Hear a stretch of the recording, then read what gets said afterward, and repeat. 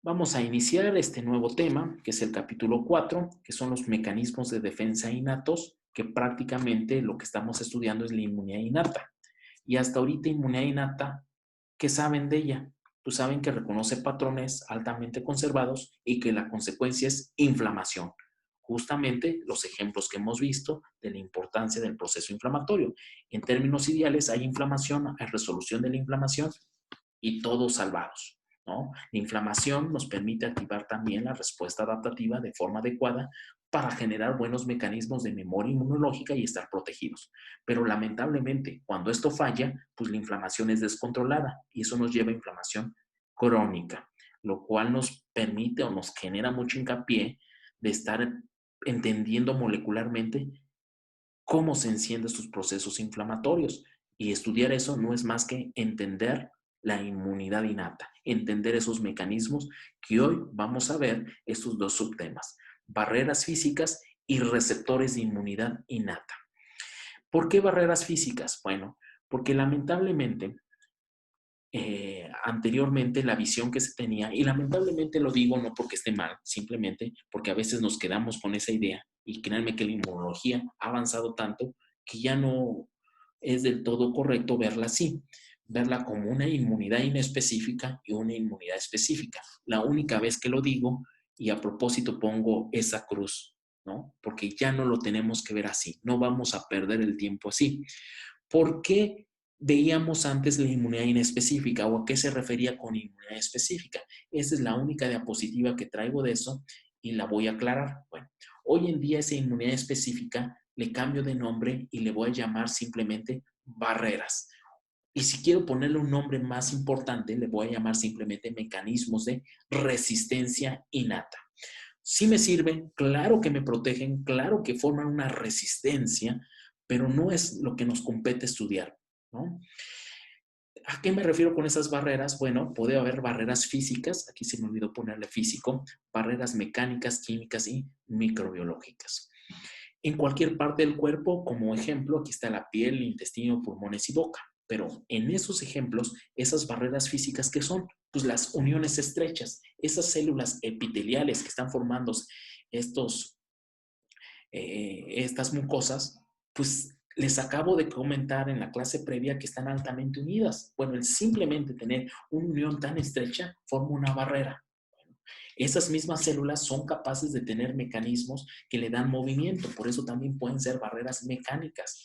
Por ejemplo, me puedo referir al flujo del aire, al flujo, al movimiento de los cilios, del moco, ¿no? Ese movimiento físico que ocurre, perdón, ese movimiento mecánico que va a ocurrir de movimiento del cilio. Aquí les traigo una imagen que el movimiento del cilio no es desordenado, tan altamente coordinado para permitir la expulsión de algún agente extraño o algo que entre que pueda generar un insulto, que pueda ocasionar un daño, pues están los cilios. Funciona como un movimiento de barrera, mueve incluso el moco. Obviamente, el moco pues tiene componentes químicos que también se suma como barrera química y que va a tener pues va a tener enzimas, por ejemplo, la lisocima, que hace un corte específico en el N-acetilglucosamina y N-acetilmurámico, componentes muy propios y principales de muchos microorganismos. Podemos irnos a otros compuestos químicos que nos permiten tener un pH muy bajo, ¿no? Y eso hace que no cualquier cosa pueda sobrevivir en esas condiciones extremas. Y algo bien interesante, pues los ácidos grasos, ¿no? Podemos estar pensando en nuestro cuero cabelludo, ¿no? Nuestro cuero cabelludo también tiene ácidos grasos que tienen funciones, ¿no? De barrera, porque tienen muchas de esas propiedades antimicrobianas. Y me voy a los que más me gustan, porque es lo más nuevo y quizá lo más sorprendente. Existen péptidos, sí, péptidos con propiedades antimicrobianas y son muy efectivos. Efectivos para mantenernos, vean, mantenernos sanos de alguna forma en condiciones pues no tan adversas, que no requiramos más allá que simplemente una barrera. Les voy a poner un ejemplo. Pongan mucha atención porque luego este ejemplo me lo llevan mal traducido y mal enseñado. Nuestras manos producen péptidos antimicrobianos, están produciendo esas barreras químicas. Estos péptidos antimicrobianos son capaces de no permitir el crecimiento de coli. Por ejemplo, si ustedes tienen una caja Petri, hacen una siembra extendida de coli, de una E. coli clásica de laboratorio, no estoy hablando de una E. coli patogénica, sino una E. coli clásica, es más, de cepario, esa. Entonces ponen sus dedos sobre esa caja Petri que hicieron el sembrado masivo, ponen sus dedos, me de la caja, pongo mis dedos, dejo crecer 24 a 72 horas, donde yo coloqué mis dedos no es capaz de crecer la E. coli. Si yo en lugar de poner una caja siembro Staphylococcus aureus, pongo mis dedos, pues ahí sí crece Staphylococcus aureus. Entonces, mis dedos tienen algo que no me permite el crecimiento de coli, que es un péptido antimicrobiano específico para familias de enterobacterias. Entonces, es un mecanismo de una barrera química que en todo momento la estoy generando, pues para no ingerir, no llevarme a la boca, generalmente género enterobacterias que se relaciona con enfermedades gastrointestinales, ¿no? Cuando nosotros lavamos las manos, desafortunadamente, pues, ¿cómo se llama? Eliminamos esos péptidos antimicrobianos. No por eso estoy fomentando no lavarse las manos, y menos en esta época, para nada, pero simplemente es un ejemplo de una barrera, ¿no? Que la puedo quitar porque tengo todos mis mecanismos de inmunidad innata y posteriormente inmunidad adaptativa.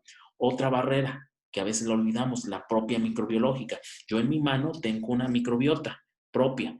El que llegue otra microbiota, pues primero tiene que ganarse el lugar, el espacio de quitar, desplazar esa microbiota. Entonces, la microbiota está funcionando como una barrera microbiológica.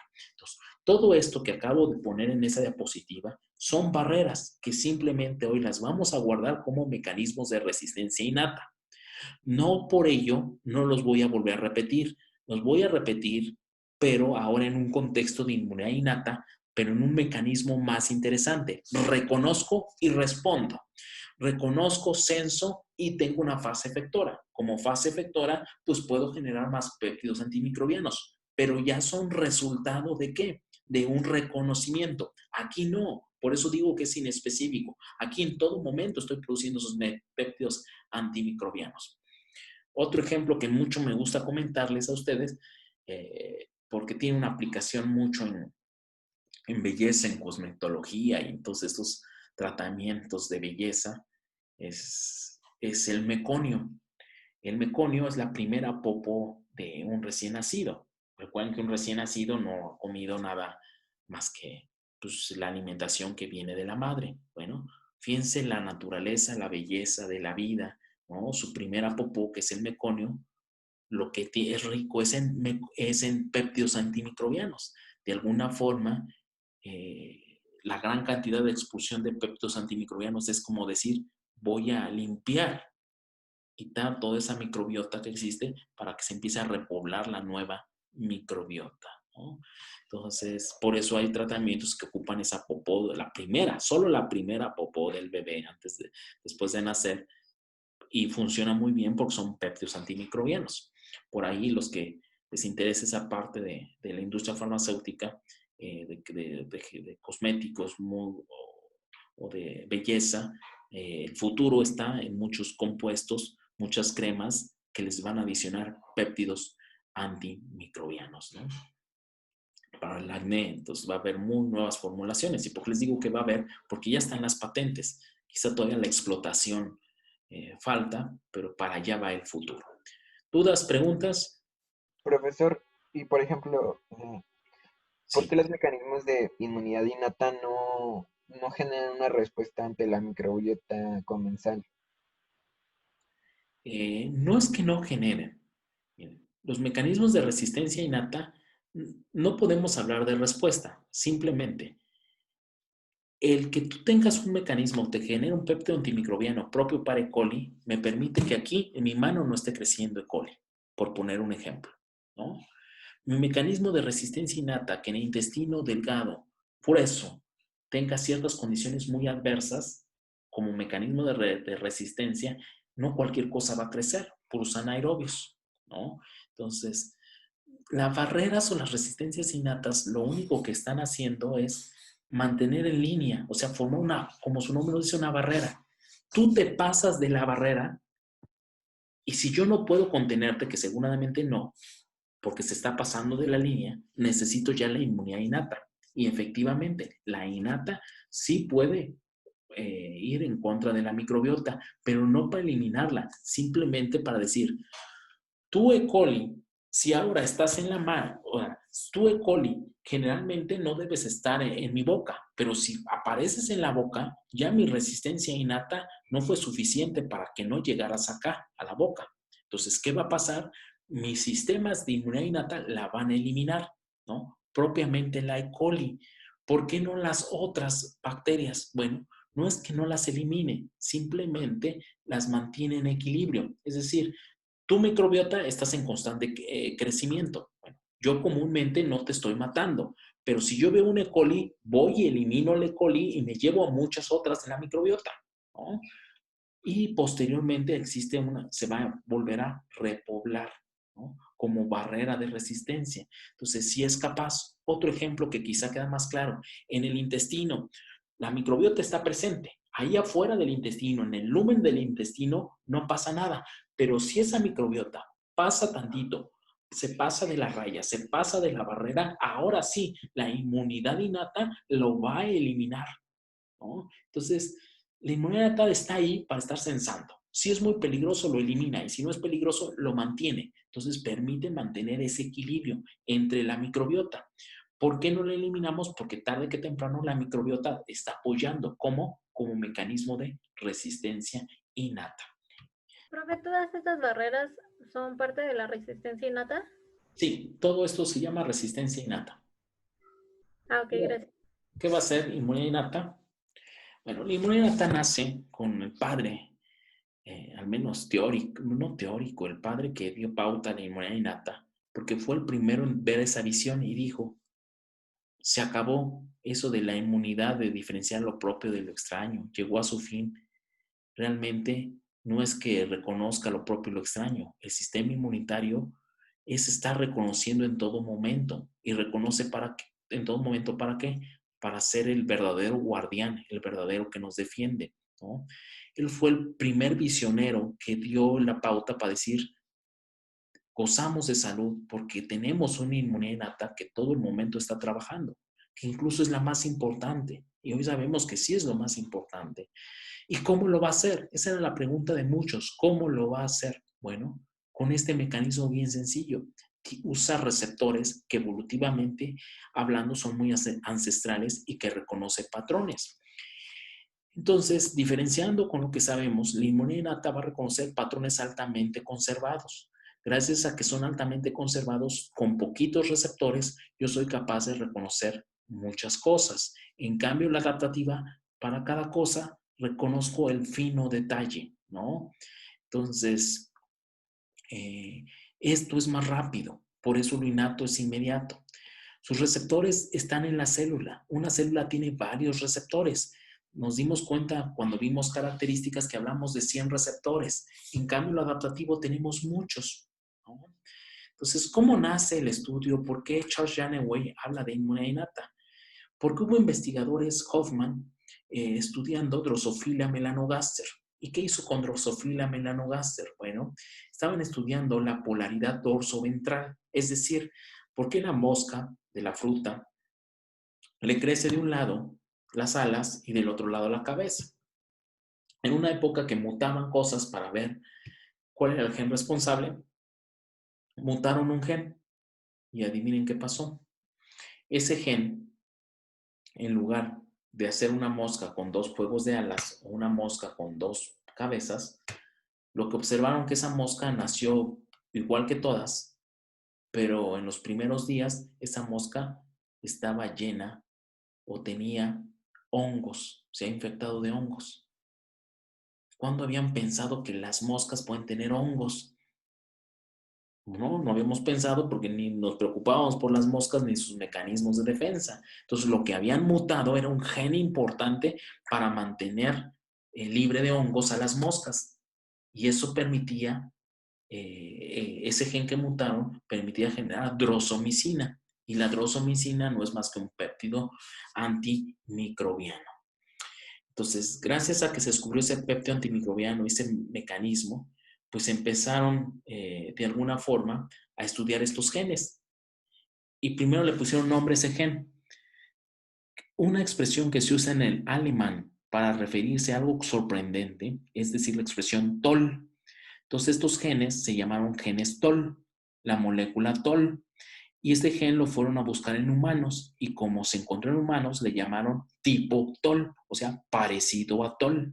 Por eso se llaman los primeros receptores de inmunidad innata que se estudiaron como receptores de reconocer patrones, receptores tipo Toll o simplemente abreviados como TLRs. Es una de tantas familias de receptores de inmunidad innata.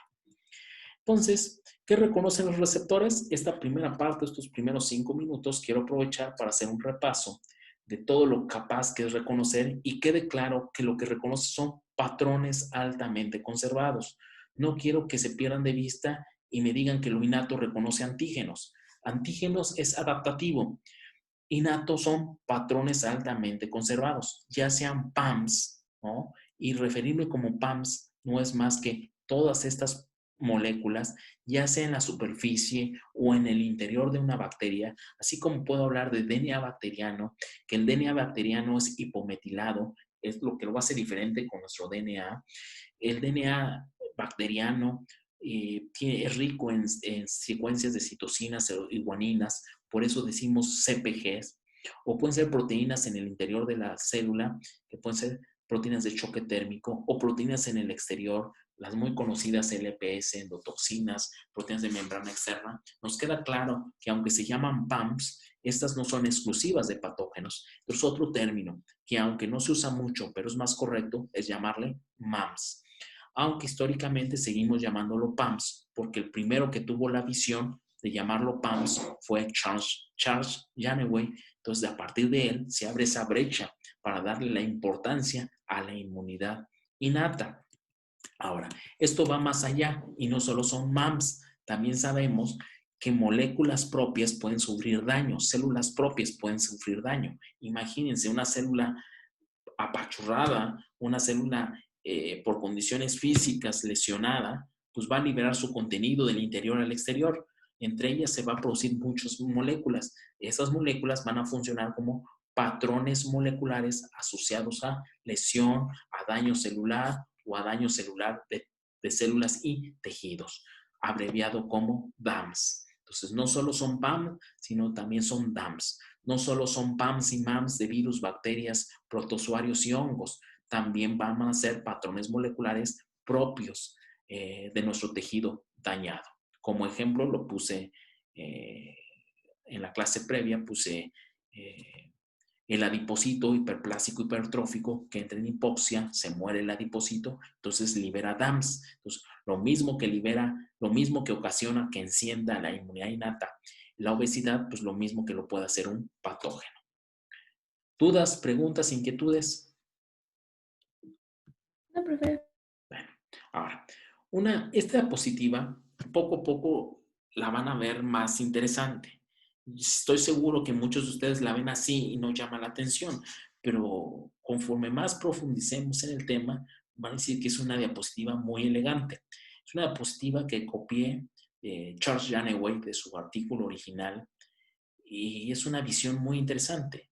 ¿Se acuerdan que él dijo, es el verdadero guardián? Sí, la inmunidad innata es el verdadero guardián que está en la rama humoral y en la rama celular. Es decir, tenemos componentes en el contenido líquido y también en las células. Pero independiente que sea humoral y celular, tenemos dos fases. Una de reconocimiento que llamó aferente, una rama sensora, ¿no? Que es de reconocer, y eso lo va a llevar a una rama eferente, que es de respuesta, ¿no? Tanto a nivel humoral, tanto a nivel celular. Les digo por qué es tan profunda esta diapositiva. Porque si yo les digo rama aferente de reconocer, pues todos van a pensar en un receptor que reconozca. Yo les pregunto, dibujen o piensen en este momento un receptor. ¿En qué parte? ¿En dónde me lo pusieron? ¿A nivel humoral o celular? Estoy casi seguro que más de todos, casi todos ustedes me lo pusieron en la célula. Y vean qué interesante. ¿En qué parte de la célula me lo pusieron? En la membrana. En la membrana. Es más de uno me hubiera dicho, Pues que hay otra parte para poner un receptor. Porque en farmacología vemos muchos modelos de ver una célula, un receptor, su consecuencia biológica. Bueno, aquí en inmunidad innata se pone más interesante. Hay receptores solubles que de alguna manera tienen consecuencias biológicas y tienen su rama efectora. Poner un ejemplo, complemento. Lo vamos a ver en la siguiente clase. Tenemos células que no solo tienen en la superficie, tienen en el interior, en el endosoma, moléculas que están reconociendo para tener consecuencia. Fase efectora. ¿Qué entiendo como fase efectora? Puede ser los mismos productos químicos de las barreras químicas, por ejemplo, péptidos antimicrobianos, por ejemplo, enzimas, o pueden ser especies reactivas del oxígeno, del nitrógeno. Son mecanismos efectores, ¿no? Entonces, a continuación, lo que quiero en este tiempo restante, que me quedan como 10 minutos, es que quede claro esta parte de la rama aferente o sensora con la familia de receptores, ¿no? Y antes de entrarle a las diferentes familias, observen esto. Piensen en receptores a nivel de células en la membrana, en el endosoma o en el citosol. Se pone interesante. Entonces ya abrimos ese panorama, vemos que hay mecanismos de reconocimiento en todas partes. Existen diferentes familias, ¿no? Aquí es una diapositiva más que nada para estudiar, ¿no? Están las familias, pero lo que yo quiero es a describirlas una por una. La primera parte de esa diapositiva son en células, ¿no? En membrana, vean, hasta se ve la membrana, en alguna membrana, algunas solubles en citosol, y estas son literalmente todas solubles, ¿no? Fuera de la célula, ¿no? De ahí que complementa muy bien esto que dijo, que tiene una rama aferente celular y una rama humoral. Ahorita nos vamos a concentrar en esta parte. Y vamos a la primera familia. Después de que veamos todo esto, ya se pueden regresar a esta diapositiva y ver, sí, eso que está resumido, ya lo entendí. La primera gran familia son esos receptores que estudiaron en Drosophila melanogaster y posteriormente los encontraron en humanos. Son los receptores tipo TOL. Primera cosa que destaco, estos receptores tipo TOL, ¿dónde se encuentran? En membrana de la célula y en endosomas, únicamente ahí. Existen diferentes. ¿Cuáles quiero que se aprendan? Y se aprendan porque son necesarios. Más todos los que se quieren ir a la farmacia, en los inyectables hay un dolor de cabeza, en todo producto inyectable. ¿Cuál es ese dolor de cabeza del producto inyectable? Debe ser libre de ¿qué?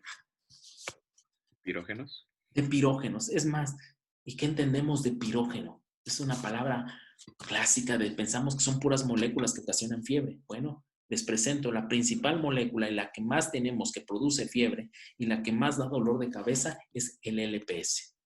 Y la pregunta, ¿por qué pocas trazas, picogramos, nanogramos de LPS pueden ocasionar fiebre? Aquí está la magia de esto. Y la magia de esto es porque ya conocemos que el LPS señaliza a través de este receptor. Se los presento. Es el receptor tipo TOL4, el TLR4, ¿no? Gracias a que muchas células, no necesariamente todas de inmunidad innata, sino de diferentes estirpe celular, tienen TLR4, pueden responder a señales de LPS.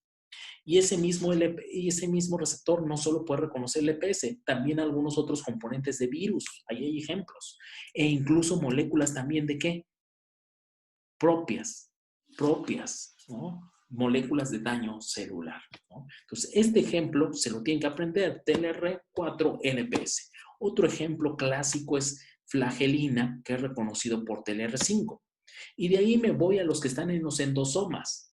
Casualmente los que están en endosomas, vean cuál es el 7, el 8, el 3 y el 9. ¿Qué tienen en común todos estos? Bueno, lo primero que tienen en común, que todos están en endosomas. Y lo segundo, que en su conjunto todos reconocen ácidos nucleicos. ¿Qué reconocen? El 7 y el 8. El 7 y el 8, RNA de cadena sencilla.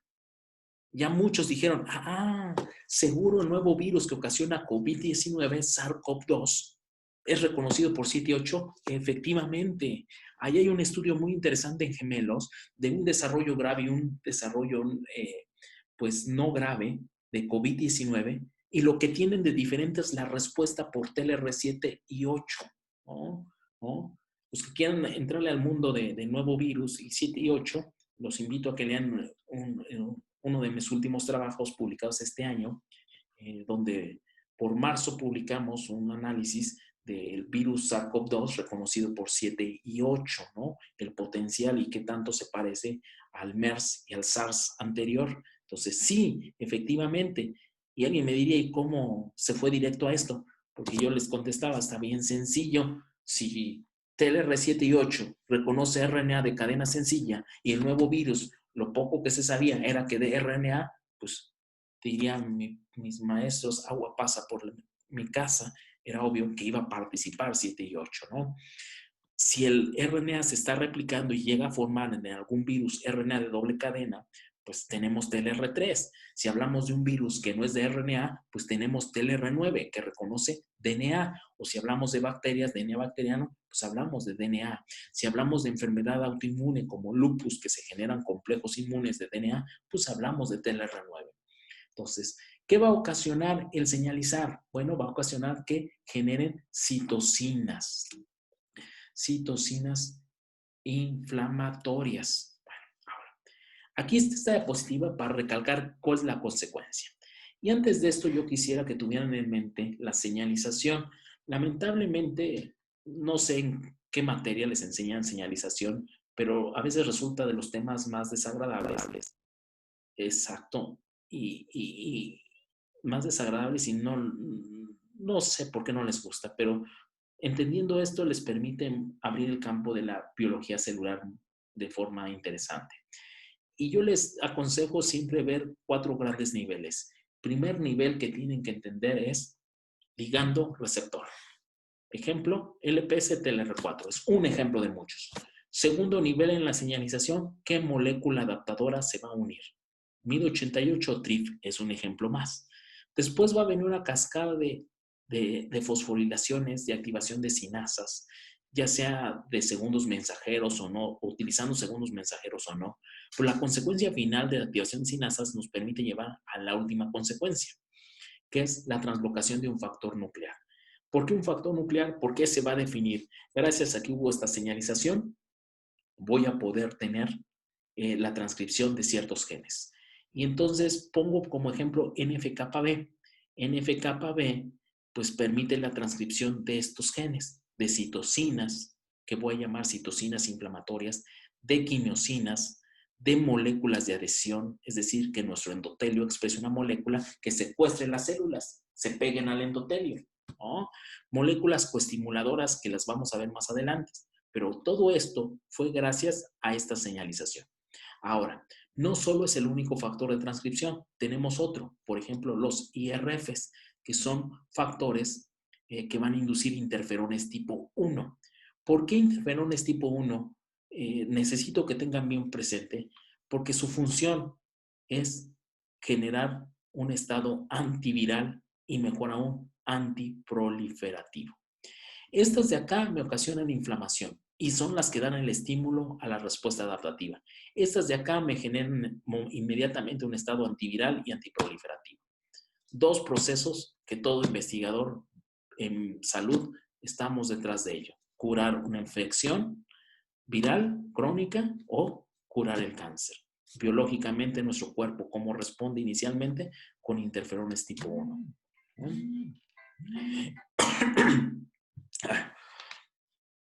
Entonces, todo esto fue consecuencia, pues, de la señalización por receptores tipo TOL, en este ejemplo, como un solo ejemplo. ¿Dudas, comentarios, inquietudes? Profe, nada más el ejemplo de TLR4 es el que hay que aprender, ¿no? No, pues yo les aconsejaría TLR4, TLR5 y los TLRs, al menos, que sepan cuáles están en los endosomas. Son bien fáciles, 7, 8 y 9 pues están en escalerita. El 3 sale de pilón. Regla mnemotécnica 7, 8 y 9, ¿cuántos son 3? Y según el 3, TLR3, 4 y 5. Si quieren, o al menos, ¿por qué se los digo de memoria o que lo tengan presente o anotadito al lado? O sea, no es de memoria. Porque conforme vamos avanzando, se van juntando más elementos. Y yo les digo, llega una infección viral de DNA, una infección de un virus de DNA. ¿Qué va a activar inicialmente? Entonces, yo quiero que me digan, sí, la respuesta innata, seguramente de la familia de tipo TOL va a entrar el TLR9, ¿no? Si yo les digo, viene el SARS-CoV-2, Me va a decir, seguramente su RNA es reconocido por 7 y 8. Entonces, para eso, para ir jugando y aumentando cosas y no se me pierdan en el tema. Es con esa finalidad. Y el TR4, pues no lo deben olvidar, pues, es el que reconoce el LPS, ¿no? Y es el dolor de cabeza, de cualquier proceso inyectable. Esto se complica. Y voy a cerrar la clase, estoy en tiempo. Tengo 4 minutos para cerrar la clase. Bueno, el día de hoy el objetivo era ver las familias de receptores y que quede claro las barreras. Quedó claro y separamos lo que eran barreras físicas, químicas, biológicas o microbiológicas, ¿no? Y vimos la primera familia que se llaman receptores tipo TOL.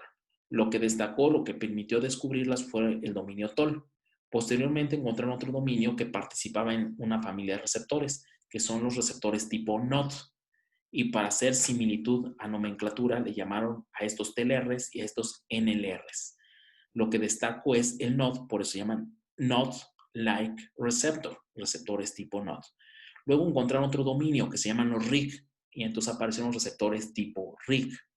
Luego aparecieron, o ya se conocían, pero los clasificaron mejor a estos receptores, que lo que tienen en común son dominios lectina tipo C. Entonces los llamaron CLRs para mantener esta nomenclatura. Receptores similares a lectinas tipo C. Entonces, 4 familias yo les voy a enseñar: TLRs, NLRs, RLRs y CLRs. Hoy damos por terminado TLRs y la siguiente clase inicio con NLRs, RLRs y CLRs e inmediatamente pasamos a la consecuencia posterior de su señalización. ¿Dudas, comentarios, inquietudes? Tenemos 2 minutos para dudas.